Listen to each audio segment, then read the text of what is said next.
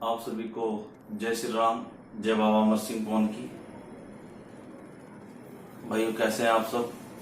आशा करता हूँ आप सभी के घर परिवार में सब कुशल मंगल से होंगे, सब राजी खुश होंगे। भाई, आप सभी को जय बाबा जी की। और आप सभी का भाइयों बहुत बहुत हार्दिक स्वागत है आपके अपने चैनल एमके के बायाजी चावरिया में। और मैं सभी भाइयों का धन्यवाद करता हूँ। यूट्यूब पे मेरा जितना भी परिवार बना है, जितने भी मेरे सब चैनल के सब्सक्राइबर हैं, उनको मैं तहे दिल से धन्यवाद करना चाहता हूँ कि 4K चैनल पे सब्सक्राइबर हो गए हैं और इतना बड़ा यूट्यूब का परिवार बन गया है। आप सभी के प्यार का मैं तहे दिल से शुक्रगुजार हूँ। बहुत बहुत धन्यवाद आप सभी का। और इसी के साथ भाइयों अपनी वीडियो शुरू करते हैं। और आज की वीडियो का टॉपिक है बाबा बड़ापुरिया, जो इनको देव बड़ापुरिया भी कह देते हैं या बड़ापुरिया देव भी कह देते हैं या बाबा बड़ापुरिया भी कह देते हैं। तो भाइयों, इनके बारे में जो रियल स्टोरी है, जो इनकी असली कहानी है, वो मैं आप सभी के लिए लेके आया हूं। और मुझे आशा है आप सभी को बेहद पसंद आएगी और आपको बहुत अच्छी जानकारी देखने सुनने को मिलेगी वीडियो के माध्यम से। तो भाइयों, पहले ये देखते हैं कि बड़ापुर जो है ये एक गांव का नाम है, जगह का नाम है ये। और ये करीब बिजनौर से 35-40 किलोमीटर के आसपास आगे है ये बिजनौर से। और आपने एक नाम जरूर सुना होगा यूपी के अंदर, नगीना, एक कस्बा बताया जाता है। नगीना कस्बे से थोड़ा सा आगे एक ये बड़ापुर गांव पड़ता है। तो जो देव बड़ापुरिया हैं, इनकी जो कहानी की शुरुआत होती है वो यहीं से होती है, इस गांव से होती है। ये इसी गांव के थे, बड़ापुर के, जो कि इनका गांव ये पड़ता है उत्तर प्रदेश यूपी में, बिजनौर से करीब 35-40 किलोमीटर के आगे के आसपास। और जो नगीना कस्बा है उससे थोड़ा सा आगे बड़ापुर गांव पड़ता है, जहां का इनको बताया जाता है। और उस गांव के नाम से ही इस देव शक्ति को माना जाता है, पूजा जाता है। तो भाइयों, बड़ापुरिया देव या बड़ापुरिया बाबा के बारे में जो रियल बात है, वो बात मैं आपको सामने बताऊंगा, समझाऊंगा आप सभी को। कि ऐसा बताया जाता है जो बड़ापुरिया देव थे, ये हनुमान जी के बहुत तगड़े भगत थे, उनके बहुत अच्छे उपासक थे और उनकी भक्ति किया करते थे। और ये साथ के साथ एक पहलवान भी थे। ऐसा बताया जाता है कि अच्छे तगड़े पहलवान थे ये बड़ापुरिया देव। और इनको जात का बनिया बताया जाता है और इनकी माता का नाम कपूरी बताया जाता है। अब इसमें बहुत से भाई सवाल करेंगे कि भाई इनके पिताजी का क्या नाम था या इनके भाई का, बड़े भाई का क्या नाम था। तो जितनी मुझे बात पता है या जितनी मुझे जानकारी भाइयों, मैं उतना ही आपके सामने शेयर करूंगा। ऐसा नहीं कि बेमतलब मैं अपनी तरफ से गड़ंग पेल दूं या बोल वचन बोल दूं या अपनी तरफ से खामखा झूठ बोलना शुरू कर दूं। तो ऐसा मैं बिल्कुल नहीं करूंगा भाई। जो बात रियल है, जो मुझे रियल जानकारी है, वही मैं आपके सभी के सामने बोलूंगा। हालांकि बहुत सारे भाई हमारे ऐसे हैं जिन्होंने बड़ापुरिया देव के बारे में यूट्यूब पर कई वीडियो डाल रखी हैं, पर मुझे किसी से कोई वो नहीं है। जो मेरा काम है, जो मेरा काम है, वो मैं कर रहा हूं और वो भाई अपना काम कर रहे हैं, अपना कार्य कर रहे हैं। और उनके भी बेहतर भविष्य की मैं कामना करता हूं और वो भी संसार में आगे बढ़े, अपना नाम रोशन करें, अपने गुरु पीरों का, गुरु ताजों का नाम रोशन करें। तो भाइयों, आते हैं वापस कहानी पे बड़ापुरिया देव की। कि जैसा कि मैंने अभी कहा कि इनको जात का, समाज का बनिया बताया गया है और ये वीर बजरंगबली हनुमान बाबा को ये मानते थे। और पहलवानी भी किया करते थे और उनकी भक्ति भी किया करते थे।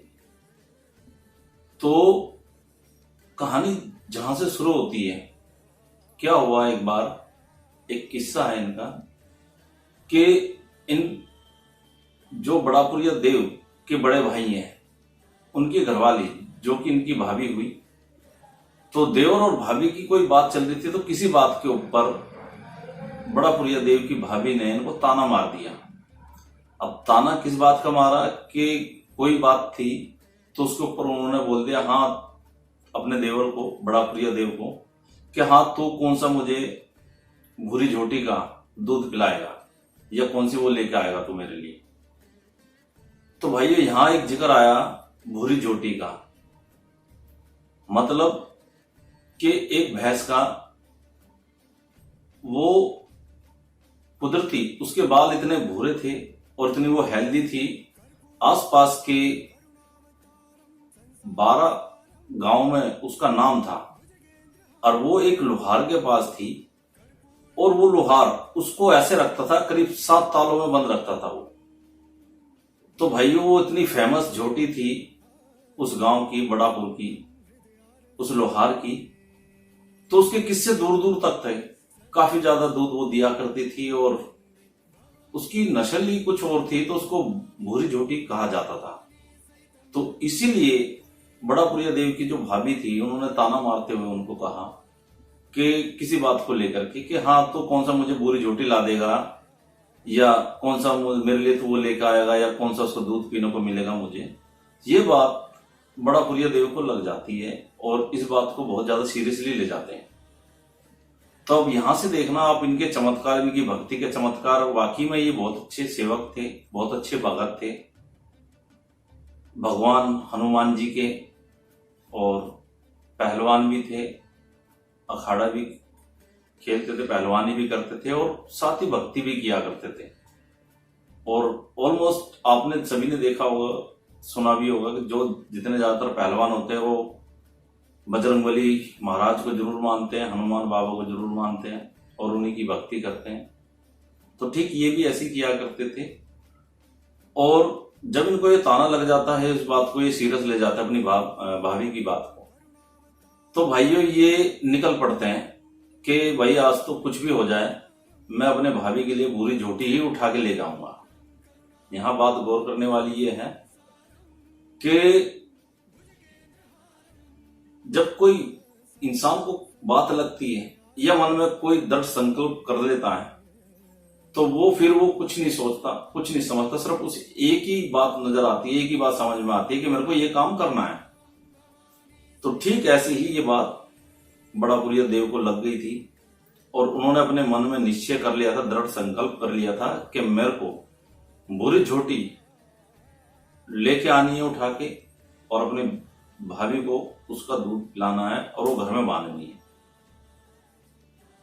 तो जैसा मैंने अभी थोड़ी देर पहले बताया कि वो भूरी झोटी थी एक लोहार की, और वो करीब 7 गेटों के अंदर उसको रखता था, 7 तालों के अंदर रखता था।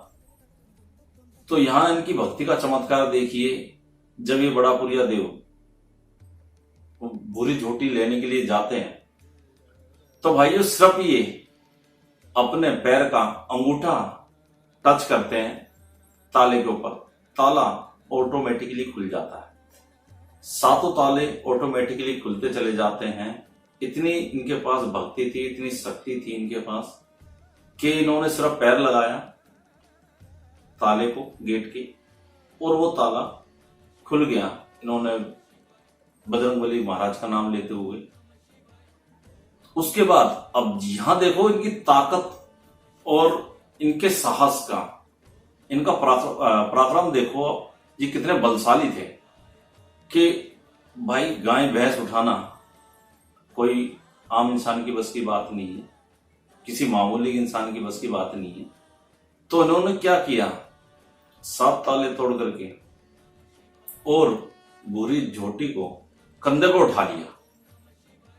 अब मैं दोबारा से बोल रहा हूं, इन्होंने 7 ताले तोड़ करके भूरी झोटी को इन्होंने, बाबा बड़ापुरिया देव ने अपने कंधे पे उठा लिया, उसको लेकर चल दिए। देखो मजे की बात, उसको लेकर चल भी दिए लाद के कंधे पे।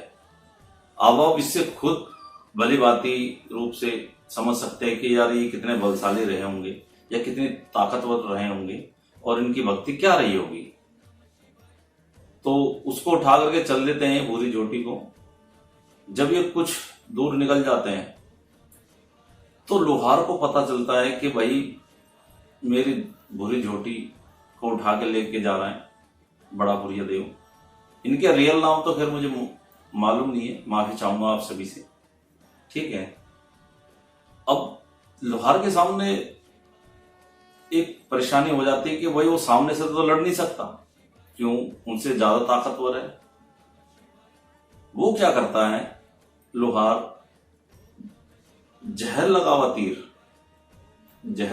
तीर वो पीछे से मारता है बड़ा पुरिया देव के, जिस समय वो झोटी कंधे पर लेकर जा रहे होते हैं। जब उनको तीर लगता है बड़ा पुरिया देव को, तो वो एक बात जरूर बोलते हैं कि बेटे तूने पीछे से वार किया है, सामने होता तो तेरी इतनी हिम्मत नहीं थी, मैं तेरे को जान से मार देता। और ये बात बिल्कुल फैक्ट है। तो तीर लगने की वजह से जहर का तीर था और झोटी उस समय गिर गई, इनका अनबैलेंस हुआ और जहर लगने की वजह से ये क्या किया उन्होंने, आपने गांव देहातों में देखा होगा कि आसपास जो है गांव के बाहर जैसे कुछ लोग जोहड़ी बोल देते हैं, कुछ लोग तालाब बोल देते हैं, कुछ लोग ऐसी जगह जहां थोड़ा पानी बहा हो, बेल वगैरह हो रखी हो या हरियाली घासें हो रखी हो, इस प्रकार की जगह थी, वहां आके ये गिर जाते हैं। मतलब उस जोड़ी के अंदर, उस तालाब के अंदर ये गिर जाते हैं। हालांकि उसमें पानी ना के बराबर ही होता है, उसमें घास वगैरह और शीख समुद्र की जैसे घासें होती है जो पानी में उग जाती हैं हरी हरी, तो वहां जाके ये गिर जाते हैं और अपनी आखिरी सांसें ले रहे होते हैं। तभी क्या हुआ था, उस गांव के अंदर एक शिकारी था, उसका नाम था बुल्लाबादी। बुल्लाबादी जो है, ऐसा बताया जाता है कि वाल्मीकि समाज का था और ये शिकार किया करता था उस समय पे बड़ापुर के अंदर या आसपास के इलाकों में। तो इसके पास एक घोड़ा भी था और 2-3 कुत्ते वगैरह भी थे। तो जब ये शिकार पे निकला बुल्लाबादी, ये घोड़े पे था और कुत्तों को लगा कोई है यहाँ पे, मतलब झोड़ी के अंदर, उस तालाब के अंदर कोई है। तो कुत्ते जो है भौंकना शुरू कर देते हैं। तो बुल्लाबादी घोड़े से अपने उतरकर देखता है कि यार यहाँ कौन है। तो जब वो देखता है कि भाई हाँ यार ये तो भाई बड़ा पुरिया देव है, हालांकि वो उन्होंने रियल नाम से बोला होगा उनको, पर उनका बड़ा पुरिया देव का रियल नाम मालूम नहीं है मुझे, ठीक है। तो इनकी ख्याति आसपास के गांव में थी, तो इसलिए वो देखते ही समझ गए, जान गए कि भाई यार ये कौन है बड़ा पुरिया देव के लिए। तो उस समय बुल्लाबादी और बड़ा पुरिया देव में आपस में संवाद होते हैं, आपस में बातचीत होती है कि बुल्लाबादी से बड़ा पुरिया बाबा बोलते हैं कि भाई एक काम कर, जैसा मैं कहूं तो वैसे करना, और एक काम कर अपनी कटार लेके आ। बुल्लाबादी समझ जाता है यार पता नहीं कटार मांग रहे हैं ये किस लिए मांग रहे हैं, और फिर भी ना चाहते हुए उसे देनी पड़ती है वो कटार, क्योंकि वो तो शिकारी था। कटार, तलवार, तीर ये सब उसके साथ हुआ करते थे और वो कटार लेकर आता है बड़ा पुरिया देव के सामने। तो कटार हाथ में लेकर बाबा बड़ा पुरिया देव इस बात को बोलते हैं बुल्लाबादी से, उस शख्स से, उस इंसान से, उस शिकारी से कि मैं ये अपनी गर्दन स्वयं काट रहा हूं, ठीक है, और मेरी इस गर्दन को अब मैं ना तो घर जा सकता हूं ना गांव में अंदर जा सकता हूं, क्योंकि मैंने अपनी भाभी को एक बात कही थी, या मन में मैंने ये निश्चय किया था कि मैं अपने भाभी को शकल तब दिखाऊंगा जब मैं गुरजोटी लेके आऊंगा। यहां ये बात ध्यान रखने वाली है। तो मैं गांव में नहीं जा सकता हूं, और तो तू और ना किसी को मुंह दिखाने के लायक हूं मैं, ना तो अपने परिवार को ना भाभी को। तो मैं अपना सर कलम कर रहा हूं, और मेरे सर को ऐसे नहीं, इसी जगह पे तुम्हारे घोड़े की जो जीन है, जीन उसको बोलते हैं जिसपे जो चमड़े की होती है, जिसपे घुड़सवार बैठता है। तो बड़ा पुरिया देव बुल्ला बादी शिकारी से कहते हैं कि मेरे सर को अपनी जीन में चमड़े में बांधकर इसी जगह जमीन में दाब देना, ठीक है। और यहां से थोड़ी दूर मैं जरूर चलूंगा सर कलम होने के बाद भी। तो ना चाहते हुए भी बुल्लावादी शिकारी को बड़ा पुरिया देव की बात माननी पड़ती है। और भाइयों, बुल्लावादी क्या करता है, जब बड़ा पुरिया देव अपने सर को उसकी कटारी से अलग कर देता है, तो उस सर को अपने घोड़े की जो चमड़ी की जीन होती है उसमें बांध करके वहां जमीन में दबा देता है। इसके बाद क्या सीन होता है, जैसे मान लिया जहां उन्होंने बाबा बड़ापुरिया देव का शीश जमीन में दबाया था, करीब उससे अब 100-150 मीटर दूर मान लो एक बाग था वहां बाहरी गांव में। तो बाबा बड़ापुरिया का धड़, मतलब उनका शीश कटा हुआ शरीर वहां बाग तक जाता है, और वहां जाके ये बोलता है यहां मेरी समाधि बनवा देना। अब ये भी सोचने वाली बात है, देखो सर वहां जमीन में दबा दिया गया और उनका शरीर बिना धड़ के करीब 150-200 मीटर दूर, थोड़ी दूर गया एक बाग में, और वहां जाके वो गिरा जहां उन्होंने समाधि बनाने के लिए कहा था बुल्लाबाजी से। तो आज भी ऐसे ही है इनके गांव में, जहां इनका शीश दबा हुआ है वहां इनका मंदिर है, और वहां से थोड़ी दूर एक बाग में इनकी समाधि है बाबा बड़ापुरिया देव की, ठीक है भाइयों। और जब ये सब बातें हो जाती हैं, और क्योंकि ये तो थोड़े से अतरप्त आत्मा थी और अशांत थी, इन्होंने अपनी मर्जी सर कलम किया बड़ापुरिया देव ने, तो एक इनके अंदर एक गुस्सा था कि भाई मैं अपने वचन को पूरा नहीं कर पाया, जो मैंने अपने भाभी के लिए सोचा था या अपने मन में जो बात सोची थी वो संकल्प में पूरा नहीं कर पाया।